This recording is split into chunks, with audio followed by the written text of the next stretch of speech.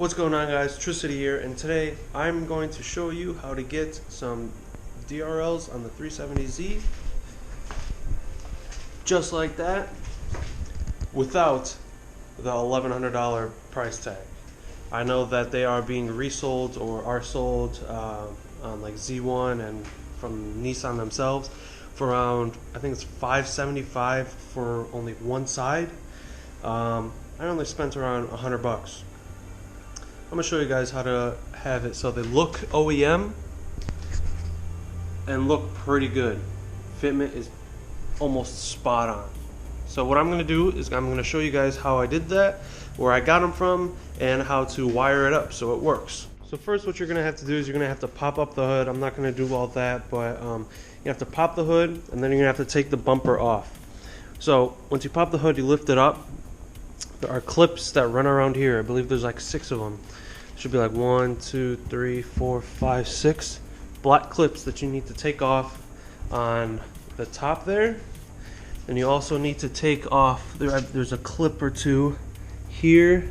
Should be one like here. And then on the other side there's another clip. And then it's either a clip or a screw.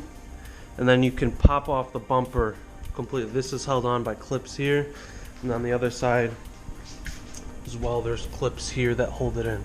So once you unscrew those, also what I forgot to mention is that there are screws on the bottom of the car that hold up the plastic piece that covers like the oil pan and everything like that you need to take off. So before you pop off the bumper, you want to make sure that you take off those, I believe there's like 9 of them, 9 screws that hold up the plastic piece under your car in order to remove the bumper as well. Pop out the bumper, you pull out the bumper, and then you will see you'll be able to maneuver around the bumper and being able to put in the lights and see where you want to wire it.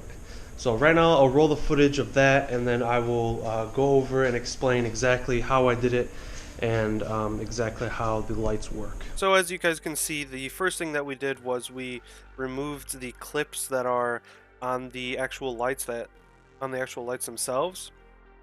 So the lights come with these like clips or places where you can screw them in order to hold them in. However, you need to remove those in order to have them fit within the bumper. So what we did was we just cut them off using this tool, and we were able to, like I said, cut them and sand them down in order for them to just not be as rigid and sharp on the edge. So what we ended up doing next is we used a silicone in order to hold the light in place better, instead of just using, there's really nothing holding it in there. So what we ended up doing is we used silicone, and it's like a weatherproof, weather sealed, or like plastic, so it was ordered to hold it in place. And what we ended up doing is we cut a small hole in the light and we zip tied it to one of the brackets on the bumper, and then we also put like this metal piece as well to hold the light in place as well. Just a couple things that we did in order to hold it better and more stable. So you would just want to use that silicone, fill in the gaps as much as you can. I used the black silicone so it wouldn't show on the other side. And make sure that it's really sturdy and you're covering as much surface area as you can. No one's really going to see the back of it, so it doesn't really matter in the end how it looks towards the back of it, as long as it doesn't seep through the front.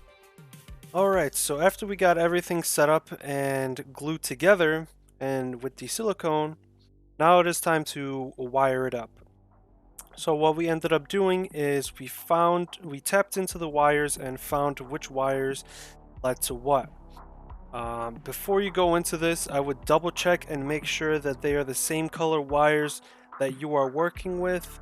So before you go ahead and strip the wires and or splice the wires and put them together with the electrical tape, just make sure that there are the exact wires that we used, or the exact wires that you need before you set it all up and put everything back together. So for us, it was the green wire.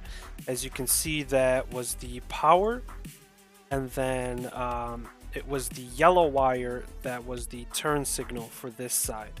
I did not record the other side what the color was for the wire. Honestly, I don't remember exactly. However, it is really easy in order to tap into the headlight and figure out which wire goes to the turn signal for the other side. For the other side, you only need the turn signal because you'll have the power from the one other side. So I will put up a quick diagram up so you guys can see. I know it's pretty bad, but it gives you an idea of how to set it up. So the triangles are the headlights, and then the long rectangles are the DRLs. So as you guys can see, there's the blue wire that I actually did not use. The blue wire is to turn the light blue. However, I just did not want that. I didn't like that. I liked the white better. So the blue wire, if you don't like the blue, just leave it off.